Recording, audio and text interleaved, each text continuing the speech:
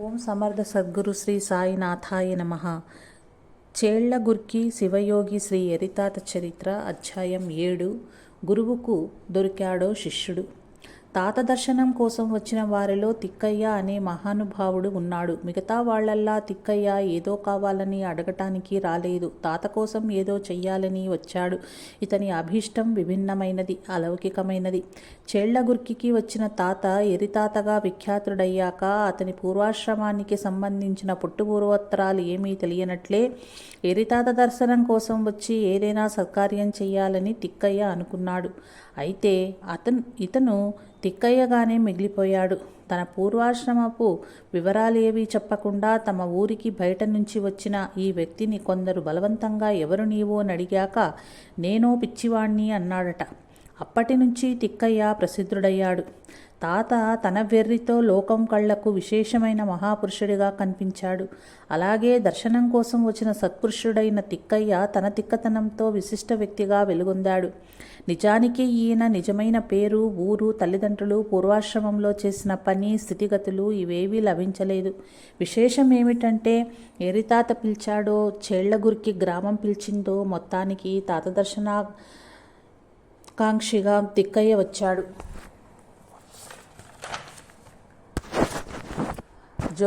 జోళదరాసి దొడ్డనగౌడకు బాల్యం నుండి ఎరితాత తెలుసు. తిక్కయ్య ఎరితాతల గురించి ఆయన ఓ పద్యం రాశాడు. ఇందులో ఇరువురి పారలౌకికమైన పారమార్థిక ప్రవర్తనను, వ్యక్తిత్వాన్ని వర్ణించడం జరిగింది.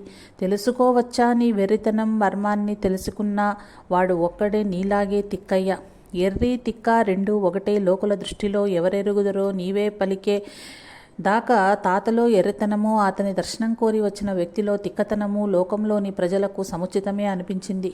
అయితే ఇది శివయోగ సాధనలో అందుకున్న శిఖరం. లౌకిక ప్రపంచంలో తిరుగుతూ విషయ సుఖాసక్తులై ఉండేవారికి శివయోగ సాధన సహజ లక్షణాలు ఎరుక పడకపోవటం సామాన్య విషయమే. యోగ సాధకులు యోగారూఢ స్థితిని శివయోగ సాధకులే తెలుసుకోగలుగుతారు. తిక్కయ్య తిక్కవాడు అయినందువల్లనే ఆయనకు ఎర్రితాత ఎర్రితనము అవగాహనకొచ్చింది.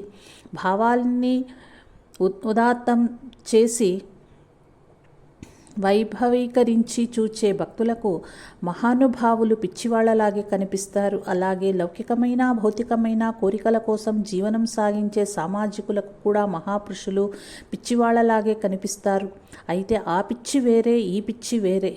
శ్రేష్ఠ మనుష్యత్వము దైవత్వంగా పరిణమించే ఆధ్యాత్మిక విధానము ఇదే.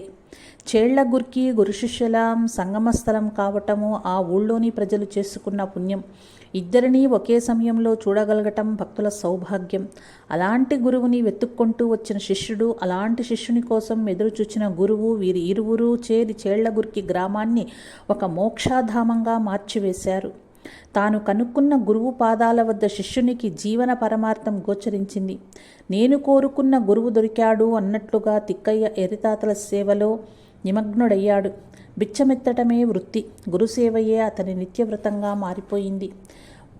పరమభావకుడైన తిక్కయ్య సృజనాత్మక ప్రతిభ ఉన్న వ్యక్తి కావటంతో తన గురువర్యుడైన తాతపై కావ్యం రాయటం ద్వారా కైంకర్యం అందించాడు. అనేక పదాలు రాసి తిక్కయ్య తన గురు మహిమను చాటాడు. తన భక్తి భావ పరాకాష్ఠను వ్యక్తం చేసుకున్నాడు.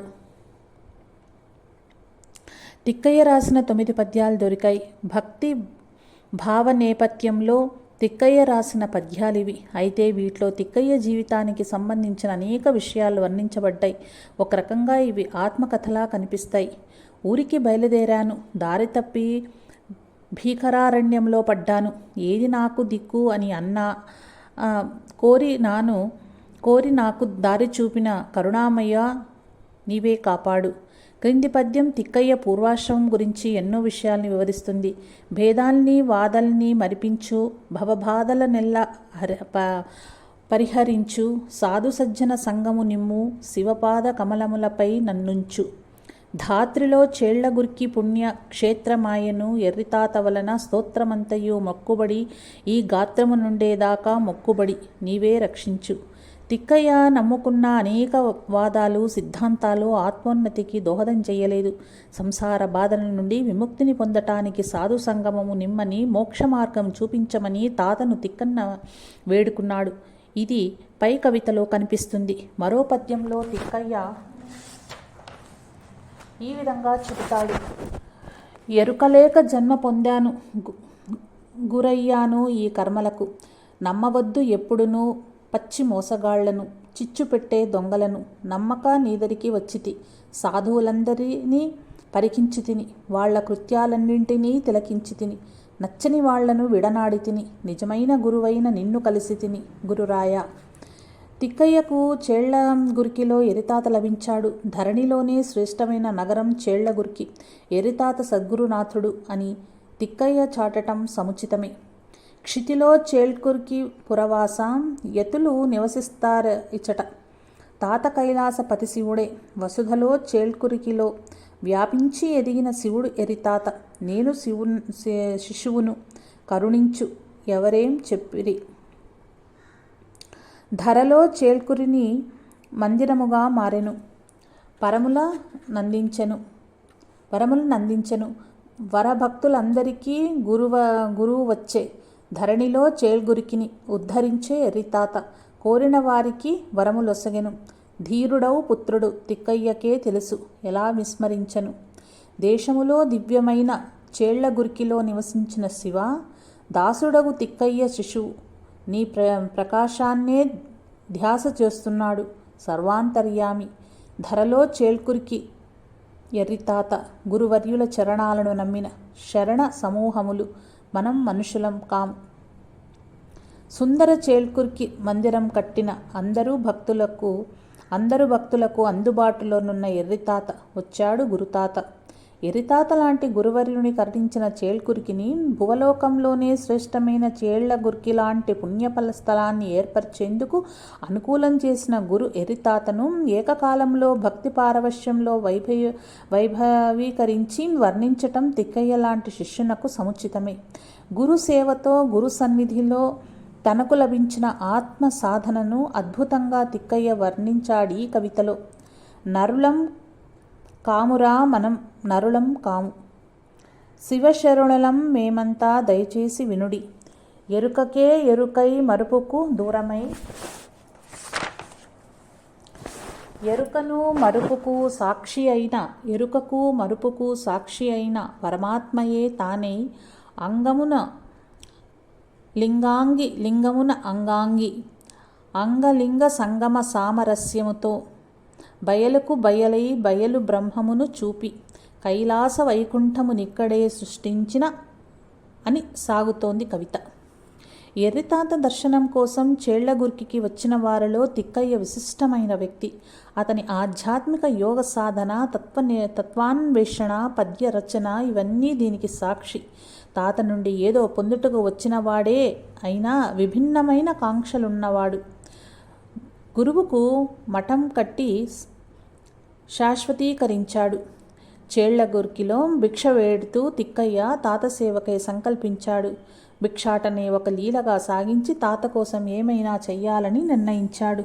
తన గురువైన ఎర్రితాతకు చేళ్లగుర్కిలో శాశ్వతమైన ఒక స్థావరాన్ని, స్మారకాన్ని కట్టాలని ఆలోచించాడు. మంగళ మఠం నిర్మించాలని ఆకాంక్షించాడు. ఇది గురువుకు శిష్యుడందించే దివ్యమైన కానుకగా మారాలనే కోరిక కూడా ఉండేది. భిక్షాటన లీలతో శిష్యుడు గురువు కోసం సులభంగా మంగళమఠాన్ని నిర్మించాడట. తిక్కయ్య నిర్మించిన మఠంలో తాత ఉంటాడు. అయితే తాత మఠంలో తిక్కయ్య ఉండలేదు.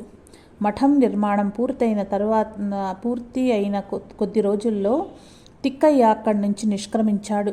దీని ఆంతర్యమేమిటో ఆ గురువుకే ఎరుక, ఆ శిష్యునికే తెలుసు. ఇవి మఠ నిర్మాణానికి సంబంధించిన ఆసక్తికరమైన అంశాలు. నీవే కాపాడు గురుదేవా అని గురువును ప్రార్థించిన తిక్కయ్య, మానాభిమానాలు నీవే స్వామి అంటూ మానాభిమానాల్ని, అహంకార మమకారాలన్నీ పూర్తిగా గురుచరణ కమలాలకే సమర్పించిన శరణుడతడు. ఊరికేగుచుంటి దారి తప్పి కీకారణ్యములో పడితి, ఎవరూ నాకు దిక్కులేరని విన్నవించా, నీవే దారి చూపావు కరుణామూర్తి అని పలికిన తిక్కయ్య తాత అనుభావ ప్రభావం వలన నరులం కామురా మనం నరులం కాము, శివశరణులరా మీరంతా దయచేసి వినండి అనే స్థితికి చేరుకున్నాడు చేళ్లగుర్కిని. తాతను వదిలి దూరంగా నిష్క్రమించాడు. ఎవరేమి కోరితే ఆ కోరికలన్నీ కొరతల్ని తీర్చి వారి వారి అభీష్టాలని నెరవేర్చిన తాత అంగమున లింగమున అంగాంగి అంగలింగ సంగమ సామరస్యముతో అన్నట్లుగా గురువు ఇష్టలింగ రూపి అనే అంశాన్ని తిక్కయ్య గ్రహించగలిగాడు. ఏమైనా చేయవయ్యా, నీవు మహాధాతవు, నీవు నీ సేవకుడను నేను, ఏమైనా చెయ్యవయ్యా. శూన్యానికి శూన్యమై శూన్యమైన పరబ్రహ్మము చూపి కైలాస వైకుంఠముల పరస్థలముగా మార్చెను. మనం నరులం కాము, కోరిన వారికి కొరతే లేదు. ధీరుడైన సుతునికే ఇది తెలుసు, ఎలా విస్మరించను? ఇలా తనను తాను సంపూర్ణంగా సమర్పించుకున్న తిక్కయ్యకు గురువు ఎర్రితాత జగమంతా బ్రహ్మమయం అనే సత్యం బోధించాడు. అందువల్ల ప్రపంచమంతా తిక్కయ్యకు తన గురువే కనిపించాడు. అన్ని కార్యాలకు మూలము గురువు, కారణ పురుషుడు గురువు అనే సత్యం తిక్కయ్యకు స్ఫురించటం సముచితమే. లౌకికమైన వ్యక్తికి భౌతిక సాధనల వల్ల తృప్తి కలిగినట్లే ఆధ్యాత్మిక క్షేత్రంలోకి దిగిన సాధకునికి కైవల్య ప్రాప్తియే ముఖ్య లక్ష్యం. బాటలో సాగే వ్యక్తి లక్ష్యం చేరాల్సిన ఊరికి చేరుకోవటమే. అలాగే సాధన అనే మార్గములో పయనించే సాధకుని లక్ష్యం కైవల్య సిద్ధియే. తిక్కయ్యకు తాను చేరాల్సిన లక్ష్యమేమిటో తెలుసు. అయితే ఆ లక్ష్యం వైపుకు పయనించేందుకు ఓ మార్గదర్శకుడు కావాల్సి వచ్చింది. అంతవరకు ఎంతోమంది గురువుల్ని సంప్రదించాడు. వాళ్లను నమ్మకుండా ఎరితాతనే విశ్వసించి సాత్వికంగా ఆయనలో లీనమైపోయాడు. గురిలేని వానికి గురువు లేడు, గురి లేని వానికి గురువు లేడు, గురువు లేని వానికి గురి తెలియదు అన్న మాట సత్యం. గురువు రాక కోసం, గురుకృపా కటాక్షాల కోసం భక్తుడు ఎదురు చూచినట్లే భక్తిని కూడా గురువు పరీక్షిస్తాడు. గురువు ఎర్రితాత, శిష్యుడు తిక్కయ్య. వీరి విషయంలో ఇలాంటి పరీక్షా సమయం ఒకటే రానే వచ్చింది. గురువు రాకపోయేసరికి గురువు రాకకై ఎదురు చూస్తున్న భక్తుడు తనకు దైవ సమానుడైన గురువునే నిలదీస్తాడు తిక్కయ్యలా. ఎవరేమన్నారు నీకు సద్గురునాథ, ఎవరేమన్నారు నీకు ఈ ఇంటికి రాకూడదని? శిష్యుడి పిలుపు విన్నాక, ఇంటికి రమ్మనే కోరికను విన్నాక గురువు పరిగెత్తి వస్తాడు శిష్యుని ఉద్ధరించేందుకు. అప్పుడు తిక్కయ్య అంటాడు, గురువేతెంచే గృహమునకు. గురు వెర్రితాత సాక్షాత్తుగా గృహమునకు వచ్చెను. ఏతెంచె గురుతాత మా గృహమునకు, ఎప్పటి పుణ్యమో ఇప్పుడు ఫలించే. గురువు సాక్షాత్తు దైవస్వరూపంగా గోచరించాలంటే శిష్యునిలో శిష్యత్వం పరిపూర్ణంగా పరిపక్వం కావాలి. కాయ పండైనట్లు శిష్యుని మనస్సు పరిపక్వం కావాలి. అప్పుడు గురువు మానవ మాతృనిగా గోచరించడు. గురువు మానవ మాతృనిగా కనిపించరాదంటే శిష్యుడు కూడా నరమాతృడుగా ఉండిపోరాదు. నరత్వాన్ని తొలగించుకున్న శిష్యుని శిష్యత్వము ఒక స్థితిలో నుంచి మరో స్థితికి వెళ్ళి మున్ముందు యోగ సాధనగా మారిపోతుంది. తిక్కయ్య గురువుగారి గురుతత్వాన్ని దర్శించే దివ్య దృష్టి కలిగిన వ్యక్తి. అందుకే నరులం కామురా మనం నరులం కాము, శివ శరణులమంతా మీరు దయచేసి వినుడి అని అనగలిగాడు. శిష్యుడు మానవ మాతృడుగా నిలవకపోవటమే ఒక రకంగా శిష్యత్వ స్థితికి చేరుకోవటం. అల్లమ ప్రభువు అన్నట్టుగా మనసే లింగమయ్యాక ఇక ఎవరిని స్మరించాలయ్యా అనే మాట సత్యలింగ ధారణ చేసిన వ్యక్తి తారక యోగ సాధనలో తానే లింగమైపోవటం కూడా అలౌకికమైన దృక్పథం. ఇది పరమానందాన్ని అందిస్తుంది. ఏమైనా చెయ్యవయ్యా నీవు, మహాధాతవు శ్రీ ఎర్రిస్వామి, నీ దాసుడు నేను అంటాడు. ఇందులో తిక్కయ్య అంకిత భావం కొట్టొచ్చినట్లు కనిపిస్తుంది. ఎర్రితాత లోక సంచారం చేస్తూ తన స్థానం వదిలి అక్కడక్కడ తిరుగుతూ చివరికి చేళ్లగురికి వచ్చి స్థిరపడిపోయి ఊరిని ఒక ముక్తిధామంగా మార్చివేశాడు. అలాగే గురువును వెతుక్కుంటూ వచ్చిన తిక్కయ్య చేళ్లగురికిలో తన గురిని గుర్తించాడు. గురువు పాదస్పర్శతో ఊరు పవిత్రమైనట్లే శిష్యుని కార్యంతో ఊరు పుణ్యక్షేత్రంగా మారిపోయింది. ఘటం నుండి మఠం ఎదుగుతుంది, మఠం నుండి ఘటం ఎదుగుతుంది. ఈ రెండు విధానాల ధార్మిక వలయంలో విరోధాభాసం కనిపిస్తుంది. ఘటం నుండి మఠం ఎదగటం అంటే వ్యష్టి సమిష్టిగా మారే విధానం. మఠం నుండి ఘటం ఎదగటం సంస్థ సహాయంతో వ్యక్తి ఆడంబరాన్ని పొందటం, వైభవాన్ని పొందగలగటం. శరణులు తాకిన పవిత్ర భూమి అనే పేరు చేళ్లగుర్కి ఎర్రితాత విషయంలో ప్రత్యక్షర సత్యం.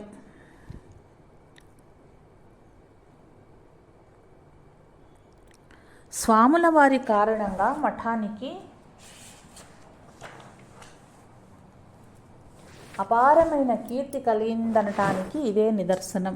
ఎర్రితాత వచ్చే సమయానికి శూన్యవలయంలా ఉన్న చెళ్లగుర్కి అనే ఊరు ఆయన పాదార్పణ చేశాక ఒక మహత్తరమైన ఆకృతిని పొందింది. తాత రాకముందు ఏమీ కాని ఊరు తాత వచ్చాక పుణ్యక్షేత్రంగా మారిపోవటం ఆయన మహిమనే సూచిస్తుంది కదా. కొందరు స్వాములు మఠం వల్ల ఎదుగుతారు, కొందరు స్వాముల ప్రేరణతో మఠం నిర్మించబడుతుంది. భక్తుల భక్తి మరియు స్వాముల శక్తి యుక్తులు కలగలిసి వీటికి సంకేతంగా మఠం రూపదాల్చి ఎదిగేటట్లు చేస్తుంది.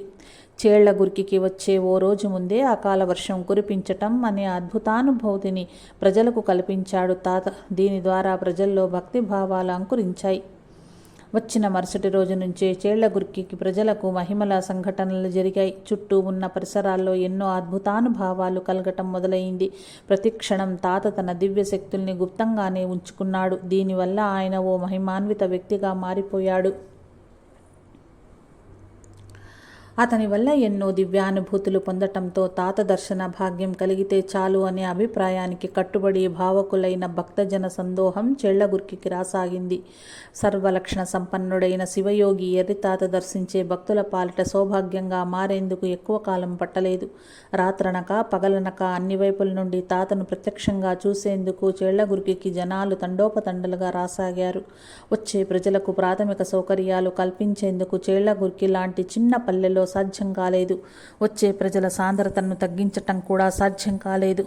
కొద్ది మందికి మాత్రమే వసతి ఉండే ఊళ్ళో నివసించే తాతను దర్శించుకునేందుకు వచ్చే భక్తులు విడిది చేసేందుకు స్థలావకాశం కల్పించాలనే ఆలోచన కలిగింది. భక్తులకు మంచి భోజనం, వసతి కల్పించేందుకు తాత అంతస్తుకు తగిన రీతిలో మఠం నిర్మించటం, అలాంటి పరిసరాలన్నీ సృష్టించటం ఆ తరుణంలో అనివార్యమైంది. వచ్చిపోయే భక్తజన సందోహం రోజురోజుకు పెరుగుతూ ఉండటం వల్ల తాత విడిది చేసిన ఇల్లు చిన్నదనిపించింది. శివయోగి, త్రికాల జ్ఞాని అయిన తాత సామాన్య గృహస్థునిలా గృహస్థుల ఇళ్లల్లో ఎందుకు తలదాచుకోవాలి? తాత మహిమ తెలిసిన వ్యక్తులు తమ భక్తికి తార్కాణంగా పెద్ద మఠాన్నే కడదామని నిర్ణయించారు. మఠం నిర్మించాలనే భావన మొట్టమొదట తిక్కయ్యకే కలిగింది. తన తలలో మెదిలిన ఈ భావనను భక్తజనుల ముందు ప్రకటించి అందరినీ ప్రేరేపించాడు. చివరకు అనుకున్నది సాధించాడు. అలాంటి కీర్తి గడించిన మహానుభావుడు తిక్కయ్య. తాతకు శాశ్వతమైన ఒక స్థావరాన్ని, స్మారకాన్ని అందించే ప్రయత్నం చేశాడు. చేళ్లగుర్కి ఎర్రితాత వచ్చే ముందు చాలా రోజుల క్రితం ఉరవకొండ హళేకోటె శాఖా మఠానికి చెందిన పరమ పూజ్యులైన బళగానూరు మరిస్వాముల వారు కూర్చుని ప్రతీకాత్మకంగా రాళ్లను నిలిపి స్థూలంగా మఠాన్ని కట్టాలని సూచించిన ప్రదేశంలోనే తిక్కయ్య నేతృత్వంలో భక్తులు మఠ నిర్మాణం చేయాలని సంకల్పించారు. ఆ స్థలంలో నిరాకారాన్ని సాకారం చేసేందుకు కార్యం ప్రారంభించబడింది. అమూర్తమైన తాత మఠానికి ఓ మూర్త రూపం ఇచ్చేందుకు సరైన స్థలాన్ని ఎంపిక చేయటం జరిగింది. ఊళ్ళో మంగళమఠం ఏర్పడే శుభ తరుణం రానే వచ్చింది. తత్వాన్వేషణ, గురు సన్నిధి, వైరాగ్యం, వాక్పటుత్వం, పారదర్శకత, నిస్వార్థ భావన, నిస్పృహత్వం, ప్రజ్ఞాపూర్వకమైన ముగ్ధత్వం ఇలాంటి విశిష్ట గుణాలన్నీ తిక్కయ్యలో ఉండేవి. దేశమంతా తిరిగి సాధు సజ్జుల్ని పలకరించి వాదాలు చేసి సారాన్ని గ్రహించి చివరకు గురు దర్శనాన్ని, గురువు సాన్నిధ్యాన్ని పొంది భావకుడై చిత్తాకర్షక రీతిలో పాటలు పాడి, కవితలు రచించి, గురు కార్యం కోసం, శివకార్యం కోసం పిచ్చమడిగి తిక్కయ్య మఠం నిర్మించి శాశ్వతంగా గురుసేవ చేయాలనుకున్నాడు.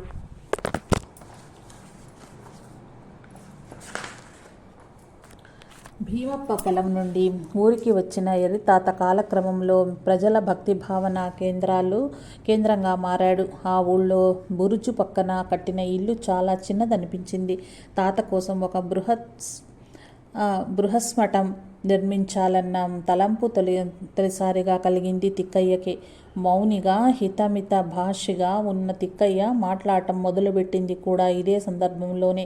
మఠం నిర్మాణం గురించి పెద్దలు ప్రముఖులతో చర్చలు జరిగాయి. తిక్కయ్య గారి ఇష్ట ప్రకారమే మఠం నిర్మించడం ఎక్కడా ఇది ఒకేసారి నిర్ణయించుకునే అంశం కాదు. ఈ విషయంలో అభిప్రాయ భేదాలు ఏర్పడ్డాయి. ఎలాంటి నిర్ణయము తీసుకోలేకపోయారు. చివరకు అందరూ తాతని అడుగుదామని వచ్చారు. తాత ఏమీ చెప్పకుండా వెళ్ళిపోయాడు. అతని వెనువెంట ప్రజలు బయలుదేరారు. తాత వస్తూ ఉంటే ప్రస్తుతం మఠం నిర్మించిన స్థలంలో ఊరికి బయట మైదానంలో ఉండే వేప చెట్టు వద్ద కూర్చున్న ప్రజలంతా కుతూహలం కొద్దీ అడిగారు, దీని భావం ఏమిటయ్యా అని. ప్రజలు భావిస్తుండగానే మఠద గంగాధరయ్య అన్నాడు, ఏముంది, తాత కూర్చున్న స్థలంలోనే మఠం కట్టాలని అర్థం. ఈ మాటలు విన్న తిక్కయ్య మొదలగు వారంతా అందుకు అంగీకరించి తగిన చర్యల్ని వెంటనే చేపట్టారు. తన భిక్షాటన లీలల్ని వైభవీకరించుకునేందుకు ఎవరో ఇచ్చిన గుర్రం ఎక్కి నిధులను వసూలు చేసుకునేందుకు తిక్కయ్య బయలుదేరాడు. ఇక్కడో విచిత్రం జరిగేది. తిక్కయ్య గుర్రం ఎక్కినప్పుడు దాని తోకకు అభిముఖంగా కూర్చుని స్వారీ చేసేవాడు. జానపద కవి కావటంతో తాను రాసిన పాటలు పాడుతూ గుర్రం స్వారీ చేసేవాడు. ఇలా చెయ్యటానికి కారణం ఎవరు ఇంత విరాళం ఇచ్చారనే అంశం తెలియకుండా ఉండాలనే ఏమో. తిక్కయ్య పద్యాలతో ప్రేరణ పొందిన అదే ఊరికి చెందిన మఠద గంగాధరయ్య పద్యాలు రచించి తిక్కయ్యకు వినిపించాడు. విన్నాక గంగాధరప్ప, నీ కవితలో చర పర వర అనే ప్రాస కుదిరింది బాగా, అయితే అందులో విషయమే లేదు అని పలికి నవ్వి పాడటం ప్రారంభించేవాడు. జోళదరాశికి చెందిన మఠద పంపయ్య గారి నుండి వారి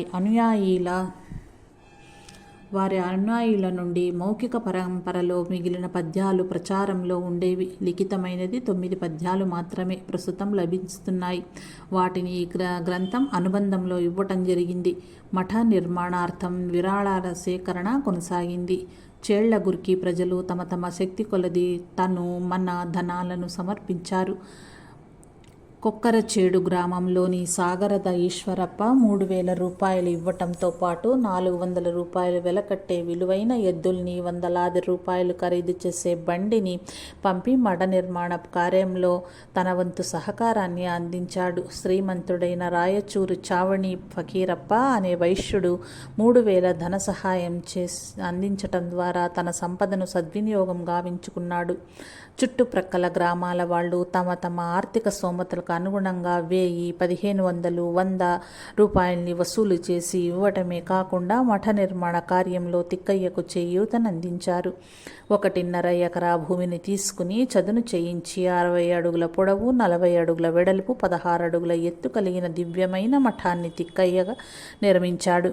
శిలలతో నిర్మించిన ఈ మఠంలో తాత కోసం వచ్చిపోయే భక్తులు మాట్లాడుకునేందుకు దర్శనానికి ఓ వేదిక ఏర్పాటు చేశారు. స్నానం, శౌచక్రియలకు ఒక భాగం, పూజకు, విశ్రాంతికి ఒక భాగం ఏర్పాటు చేశారు. యోగ సమాధి కోసం మరో దివ్యమైన భాగాన్ని నిర్మించారు. భక్తులు, శిష్యులు విశ్రాంతి తీసుకునేందుకు కొంత మైదానం ఏర్పాటయింది.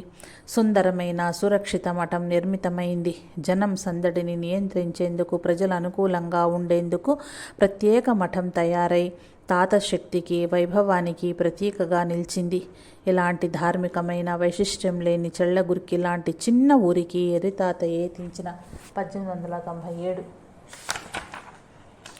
కొన్ని సంవత్సరాలలోనే ఒక మఠాన్ని నిర్మించేంతటి శక్తి సామర్థ్యం ప్రజల్లో ఏర్పడటం 1906 నుంచి 1909. ఈ పరిసరాలలో విరాజిల్లిన ధార్మికమైన శ్రద్ధకు సంకేతం. ఒక దశాబ్దంలోనే ఒక ఊరు మహానుభావుడి వల్ల తన స్వరూపాన్నే దివ్యంగా మార్చుకోవటం అత్యద్భుతమైన సంఘటన. తేళ్లతో నిండి భయంకరంగా ఉండిన ఒక పల్లెటూరు ఒక మహాత్ముని రాకతో, సన్నిధానంతో దేశంలోని నలువైపుల ఉండే భక్తుల హృదయాలను ఆకర్షించే పుణ్యక్షేత్రంగా మారిపోవటం ఒక చారిత్రాత్మకమైన అంశం. తాతను నూతనంగా నిర్మించబడిన మఠానికి తీసుకుని రావటమే ఆ ఊళ్ళో ఒక చిక్కుముడిగా మారింది. అతి కష్టకరమైన నిర్మాణ కార్యం నిర్విఘ్నంగా జరిగింది. సులభ సాధ్యమైన కార్యం గొడవలకు, అభిప్రాయ భేదాలకు, గుంపు రాజకీయ రాజకీయాలకు దారి తీయటం జరిగింది. ఇది ఒక విచిత్రం. తిక్కయ్య ఎక్కడి నుంచో వచ్చి కొన్ని సంవత్సరాల్లోనే గురుభక్తి పరాకాష్ఠను సూచించే విధంగా కొన్ని కార్యాలు చేశాడు.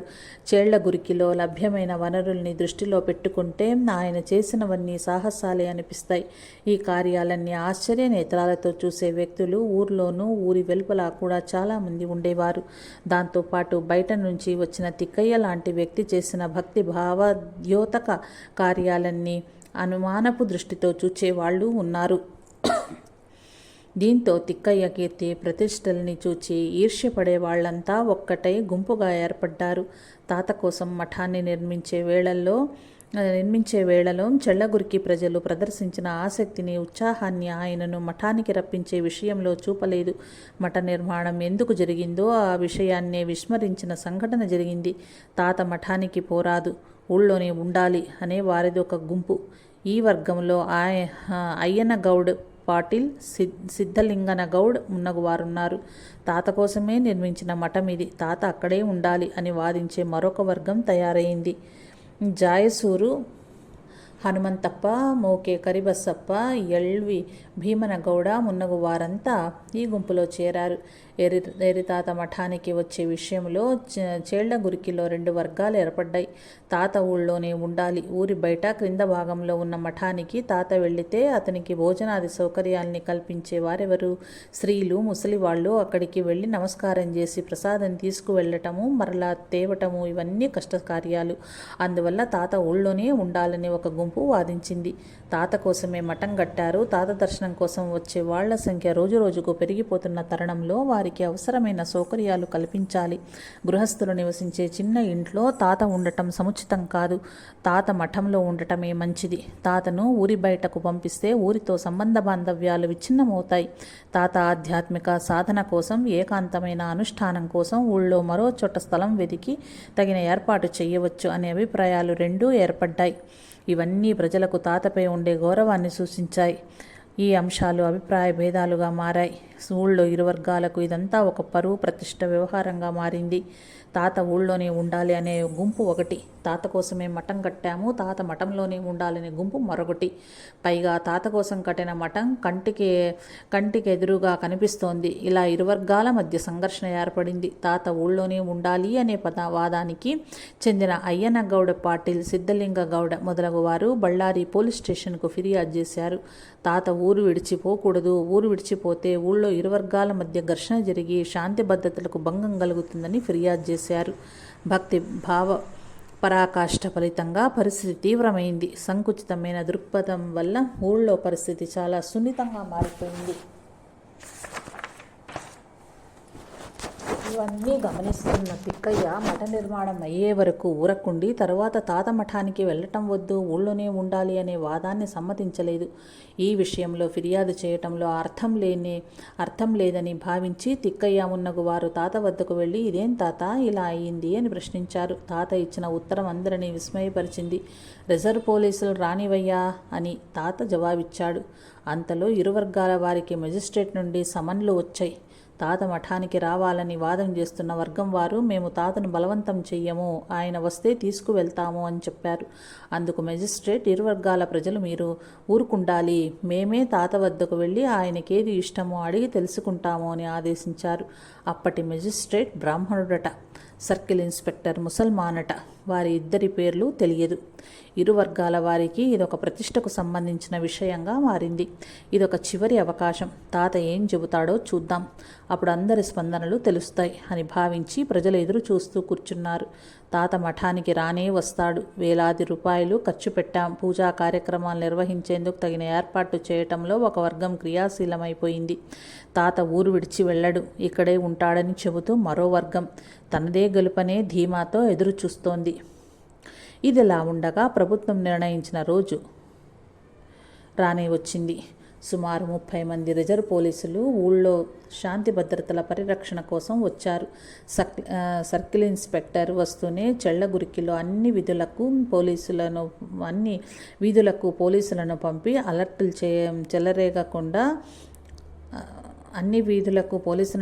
అల్లర్లు చెలరేగకుండా చూచాడు. తాత వద్దకు ఎవరూ పోరాదని ఆదేశించి తానొక్కడే తాత వద్దకు వెళ్ళి, ఏం స్వామి ఇక్కడే ఉంటారా, మఠానికి వస్తారా అని వినయపూర్వకంగా అడిగారు. దానికి జవాబుగా, తాత పోదాం పదవయ్యా అని పలికి తానే లేచాడట.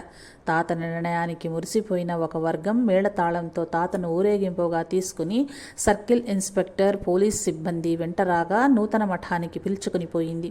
మఠ నిర్మాణం పూర్తయింది. ఈ ప్రహసనమంతా ముగిశాక తాత మఠంలో ఆసీనుడయ్యాడు. ఎరితాత మహిమల్ని అర్థం చేసుకున్న భక్త జన సందోహం విస్తరిస్తూ ఉండింది.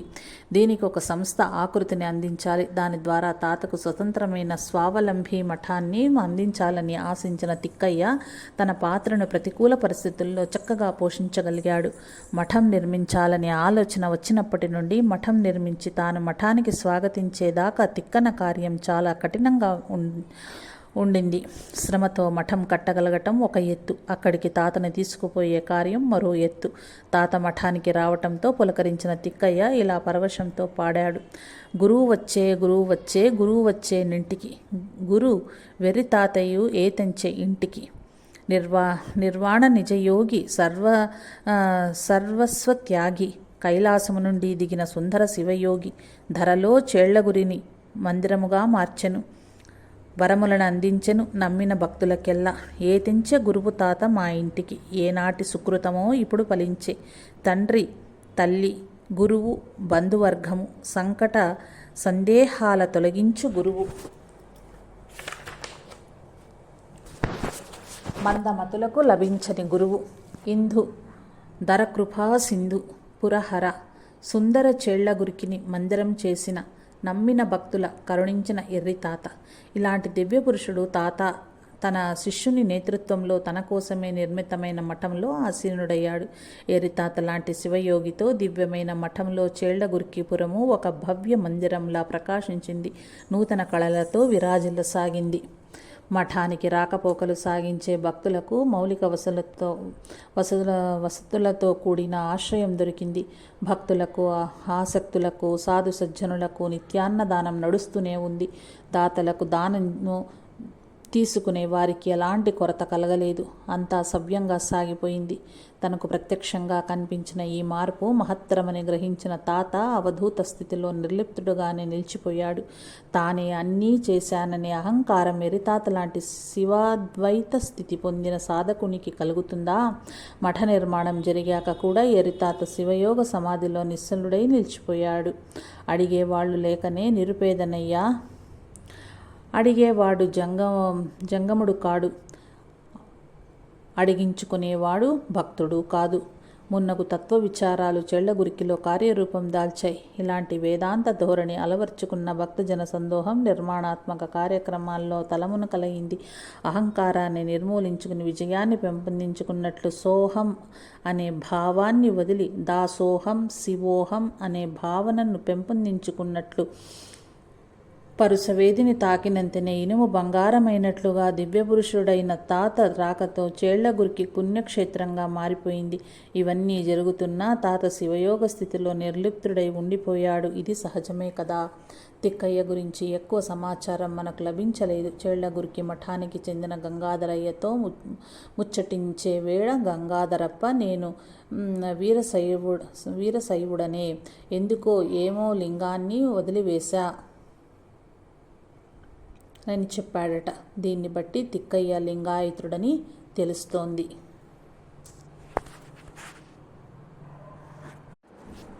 వచ్చినట్లే వెళ్ళిపోయాడు.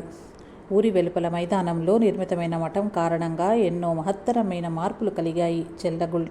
చేళ్లగురికి గ్రామము ఎరితాత అస్తిత్వంతో పుణ్యక్షేత్రంగా మారింది. తాత దర్శనం చేసుకోవటానికి, కోరికలు మనవి చేసుకోవటానికి వచ్చే భక్త మండలికి ఒక ప్రశస్తమైన స్థలం లభించింది. ఎరితాతకు శివయోగానుసంధానం చేసేందుకు స్వతంత్రమైన సమయం దొరికింది. చివరకు తాత మఠంలోనే ఉండాలనే వర్గం గెలిచినట్లయింది. తాత లాంటి సద్గురువును అన్వేషించుకుంటూ వచ్చి తన ఆధ్యాత్మిక తృష్ణను తీర్చుకొని గురుసేవ చేసి గురుదక్షిణ సమర్పించిన తిక్కయ్య చేసిన సాధన అపూర్వం. ఇలాంటి అనేక సంఘటనలు ఈ సమయంలో జరిగాయి. తిక్కయ్య నిస్వార్థంగా చేసిన సేవా ఫలంగా మఠం అవతరించింది. ఇదంతా చూస్తుంటే చూస్తుంటే మరో వర్గం వారికి ఇది తమ పరాజయం అని అనిపించింది. దైవికంగా ఎక్కడి నుంచో వచ్చే అసాధ్య కార్యాన్ని సాధించిన తిక్కయ్య పట్ల ఇలాంటి చులకన భావం కలగటం దురదృష్టమే. తిక్కయ్య తన గురువైన ఎరితాతకు సేవలు చేస్తూ ప్రజా హృదయాల్లో సుస్థిరమైన స్థానం పొందగలిగాడు. అయితే ఇదంతా చూస్తూ ఈర్ష్యపడే మరో వర్గం తిక్కయ్య కీర్తి, సౌశీల్యం, పూర్ణ శిష్యత్వం వీటన్నింటికీ భంగం కలిగించే ప్రయత్నం చేయసాగింది. అందుకని తిక్కయ్యపై ఏవో కొండెములు చెప్తూ ఈ వర్గం వాళ్ళు వాటికి ప్రచారం కలిగించసాగారు. తిక్కయ్యలాగే కొక్కరచేడు ఈశ్వరప్ప కూడా ఎరితాత అనన్య భక్తుల్లో ఒకడు. శిష్యుల్లో శిఖామణి. ఈశ్వరప్ప శ్రీమంతుడే అయినా తన భక్తి వైశిష్టాన్ని ప్రదర్శించే వేళ వినయశీలిగా మారేవాడు. తిక్కయ్య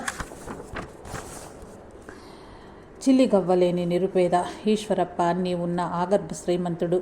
ఇరువరి గురుభక్తి మాత్రం సమానమే.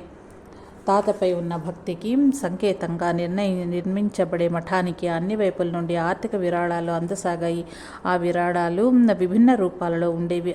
అయితే దురదృష్టవశాత్తు తిక్కయ్య పట్ల ఓ వర్గం వారికి చులకన భావం ఏర్పడుతుంటే విరాళాలు రావటంలో కొంత తేడా కనిపించింది. శ్రీమంతుడైన ఈశ్వరప్ప తనకు ఆప్తమిత్రుడు కావటం వల్ల తిక్కయ్య భక్తి నెపంతో అతన్ని ధనాన్నంతా మఠ నిర్మాణ కార్యం కోసమే ఉపయోగించుకుంటున్నాడు అనే వదంతులు వ్యాపించాయి. అలా వ్యాపింపచేశారు. ఈశ్వరప్పకు సంతానం లేదు. కొందరు సంతానం లేని వాళ్ళ ఆస్తుల కోసం తహతహలాడే వాళ్ళున్నారు.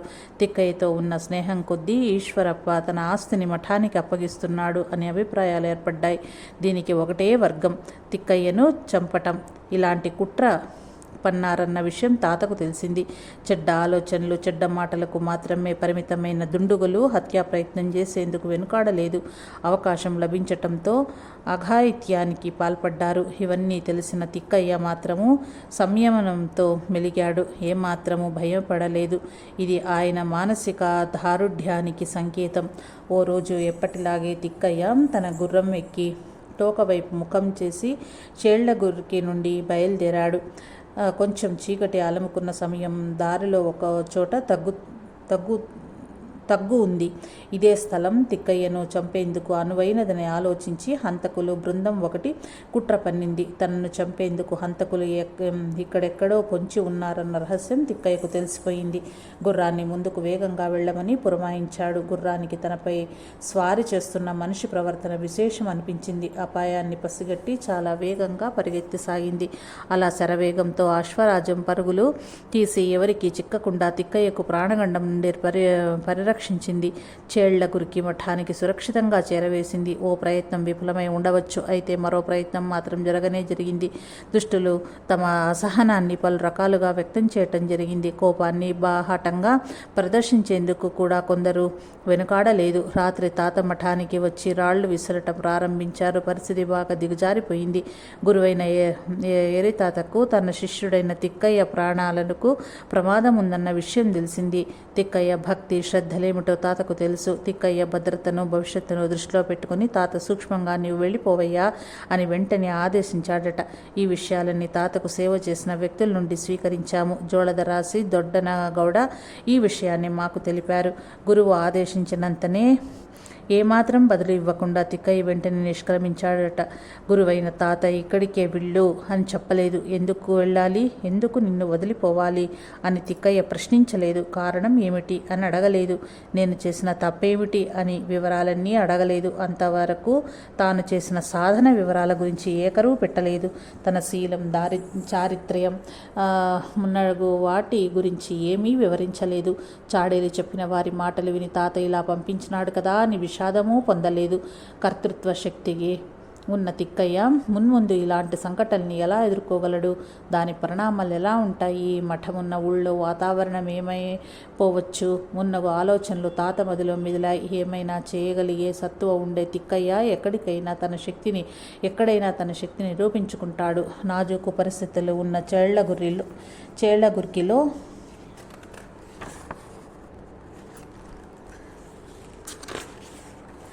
తిక్కయ్య ఉండటం వద్దు అనేదే తాత అభిప్రాయం అయి ఉండవచ్చు.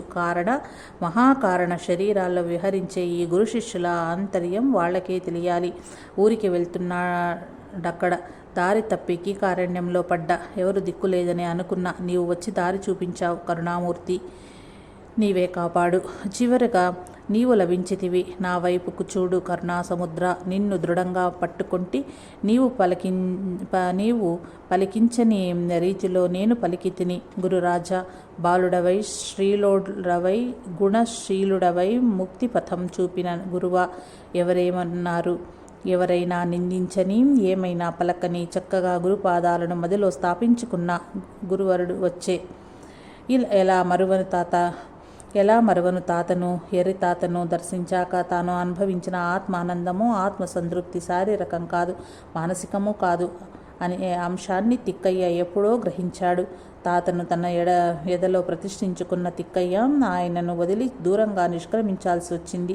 ఇదంతా కాల మహిమే అని విశ్వసించాడు. దొరకాల్సిన గురు దొరికాడు.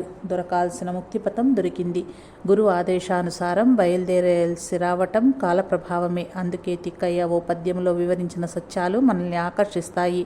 ఎలా మరవను తాతను, భోగాలను పరిత్యజించి త్యాగాన్ని ఆశ్రయించిన గురువా, మీ జ్ఞానమనే పరమామృత స్పానం చేయించి అభిమానాన్ని పారద్రోలి ఆనందంలో ముంచెత్తిన తాత, ఇంద్రియ నిగ్రహాన్ని అందించి మాయల్ని నిర్మూలించి ముక్తికాంతతో నాకు పెళ్లి చేసి శాంతి సుఖాలను అందించిన ఘనుడు తాత.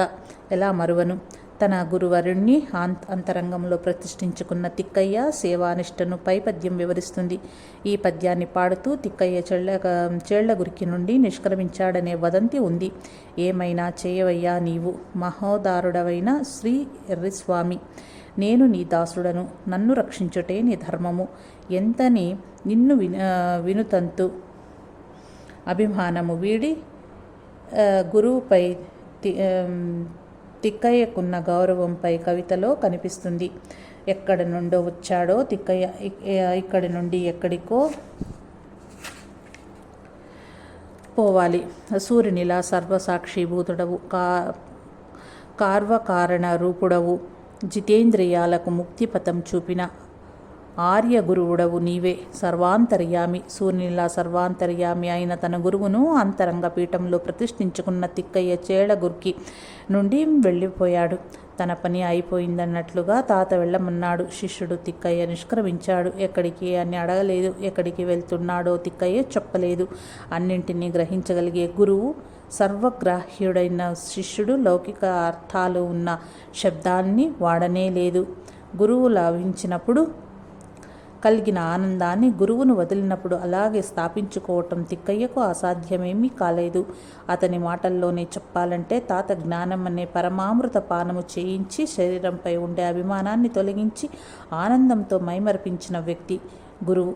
గురువును మనస్సులో స్థాపించుకున్న వ్యక్తి శిష్యుడు. ఎక్కడుంటే ఏమి, ఎలా ఉంటే ఏమి, తానున్న చోటే గురువు ఉంటాడు కదా. గురువును వీడిపోవటం సులభమే, అయినా మర్చిపోవటం కష్టమే. తిక్కయ్యకు ఇది కూడా అసాధ్యం కాలేదు. మఠమనే స్థావరమైన స్మారకాన్ని వదలటం తిక్కయ్యకు సులభమయ్యింది. అలాగే గురు అనే జంగమ స్మరణను వదలటం కూడా సులభసాధ్యమయ్యింది. ధరణిలో చేళ్లగురికిని ఉద్ధరించిన శ్రీ ఎర్రితాత కోరిన వారికి కొరత లేదు. ధీరుడు తిక్కయ్య పుత్రుడే ఎరుగు అని పలికి నమస్కరించి యోగశక్తితో దృఢ సంకల్పుడై తిక్కయ్య అక్కడి నుంచి నిష్క్రమించాడు.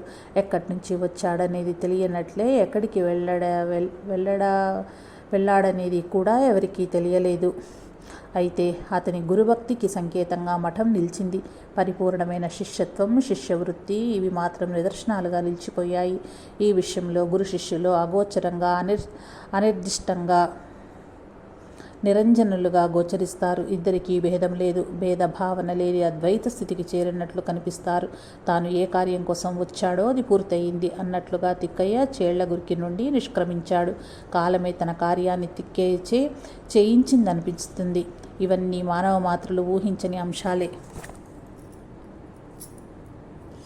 మఠం నిర్మించిన వాణ్ణి వెళ్ళిపోవయ్యా అన్న తాత భవిష్యత్ కార్యక్రమం కానీ ప్రత్యుత్తరం ఇవ్వకుండా శిరసావహించి తన గురువు చెప్పినట్లు చేసిన తిక్కయ్య తీర్మానం కానీ ఆనాటి భక్తుల్లో ఎలాంటి ప్రభావాన్ని చూపలేదు.